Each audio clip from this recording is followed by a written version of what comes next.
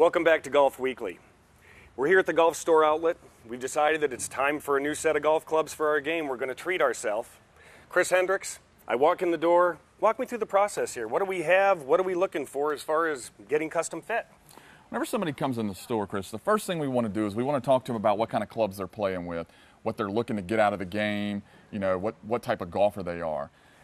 We may start with the irons. When we start with the irons, we'll ask them, you know, do you guys do hybrids in your set? Do you do just irons only? Do you maybe want a 3 and 4 hybrid, 5 through wedge, or do you want a 3, 4, and 5 and go 6 through wedge? We want to get a history on where their game is, what they shoot. What they're doing right now. Basically, like you said, what they have in their bag now so we can build off of that. Exactly. After we do that, then we go into the woods and we'll talk to them about, of course, driver, which everybody loves to hit the big stick.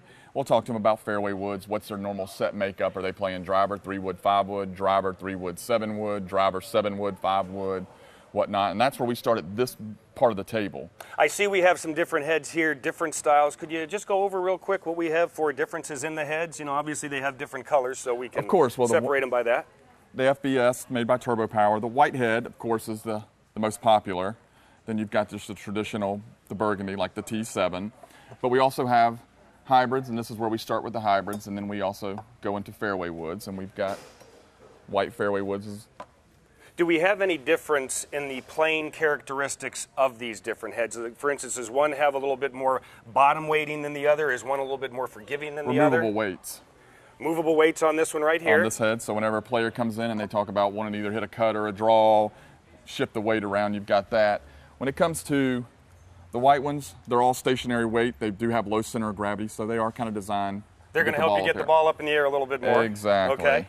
And then after we talk about the woods, and like we talked about before we came on air, we like to figure out right away where their separation is going to be from hybrids to irons. The hybrids and the irons. So we've gone ahead, we've looked at some drivers here, we've looked at some fairway wood and hybrid heads, and now we come down here to the irons, and obviously with the irons we also have different playing characteristics. We do. We basically have the Fire 3.0. It's our best-selling club. Low center of gravity, a lot of offset, as you can tell, large head. We like that, sort of the Prince tennis racket effect. Hit it all over the place and still get a good Still hit. get a good hit out of it. Then you can walk into something maybe like the TI-11, a little bit more of a player's club. Center of gravity is a little more center. A little bit more of a traditional look when you go down at it. As you can tell, the face is not nearly as big. Okay, right. So we need to be a little bit more exacting with that, probably for a little bit more of a lower handicap. Right, and then of course the Laser XL is another one of our game improvements. Once again, if we look at this head, pretty good size, a lot of weight on the bottom here. A little more weight on the bottom, lower center of gravity, helps us get the ball up in the air a little bit more. And finally, the FBS is our Ultra Game Improvement Club. This is the one right here that's the one that gets the ball up in the air. Really need some help. Exactly, that's the club that we try to put them into. So we look at the different club heads, we have a history on the player, we know about what they're looking for in terms of set makeup. Right. Now it's time for us to go over and get a new shaft and time to hit a few, so let's go hit a few. Okay, now it's time to hit. We're in the hitting area. Jeff, one of the employees here at the Golf Store Outlet, has been nice enough to join us. For the sake of time, we're only going to have Jeff hit one ball, and we're going to show you his numbers. Jeff, if you'd be kind enough to swing away and give us a shot here, please.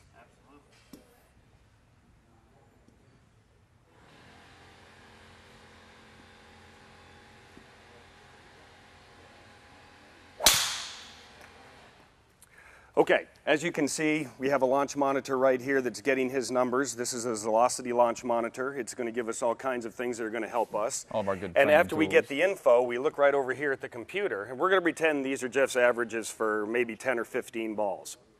As you can see, his carry distance is 226. His club head speed right here is 96.4.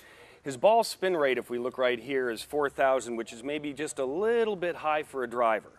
So as we would go on in the fitting process, we would potentially start playing around with some different shafts to maybe get the spin down a little bit, or take a look and see if he's in fact coming up into the ball just a little bit or going down into it, because that's also going to affect the spin rate. Right. After we do this for a little bit, and we start to get his average numbers. Right, and we've got an array of clubs. We've got different shafts, we've got different heads, 9 degree, 9.5, 10, 10.5, 11. So that's what makes this such a good training device or a good tool to actually sell, is because then they can hit everything. And we can go through and we can calculate the numbers and figure out what shaft and what head's putting him Like in the you were right saying, area. In the right area as Certainly far in as the launch desirable angle and ball spin. in a desirable area Right. for the shaft. And remember, the shaft is the engine of the golf club. That is really going to kick in there and deliver the club, not only we hope with the right launch angle, but with a nice square face.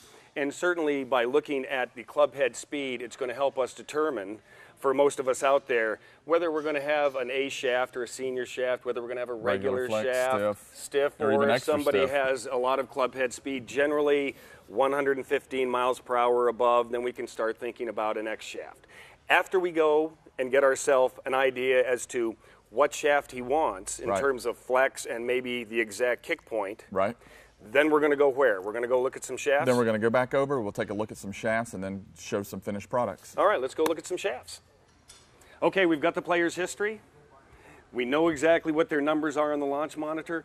Now we know what shaft we need. Where are we going to go here now, Chris? Then We know we'll the come different over. flexes. What do we have? Then we come over to the wall, and at this point we decide what shaft they want to look at, and there's different price points. And you've got shafts. And that's a big part of it. Definitely. You've got shafts starting out at $50, moving up to $100, all the way up to $300. But every one of them has different characteristics, so at that point we've got to see what they want to spend and then see what fits their range. And it's important to keep in mind, when we get a little bit more expensive in the shaft, especially for the ones that get stiffer, that generally means a little bit more consistent kick, but a little less torque. So Right. for the stronger player, you want to make sure you don't kind of cop out on the shafts and look for something a little less expensive, because in the long run, it's probably going to cost you. You know, if you hit the ball Exactly. offline with a lot, or off the side of the face with a lot of speed, there's a good chance that head's going to twist and torque, which is going to mean the ball can take off and go all over the place. So when it comes to shafts, we want to make sure that we don't, especially with the longer clubs, Exactly. we don't cheese out, for lack of a better term. So Right. we've got the shaft now. We know what length we want and everything. Finally, we got to hold on to the doggone club. So Got what a do we grip. have now? We've just got an array of grips. We've got a spindle full. We've got more grips on the wall. At this point, we go by and we look at hand size.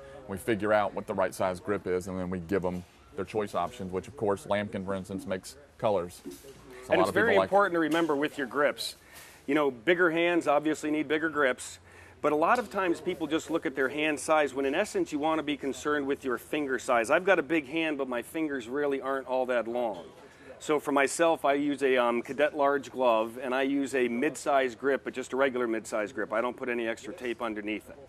So between finding out what the set makeup should be, getting our numbers, figuring out what shafts we want, and the grips, it's a great way to go ahead and get yourself Exactly. fit for a nice set of clubs. Exactly. I'd like to thank very much Chris Hendrix for walking us through the Thank you. I'm glad project today. For Daniel Cort, I'm Chris Tremblay. Thank you so much for joining us on Golf Weekly. We'll see you next time right here.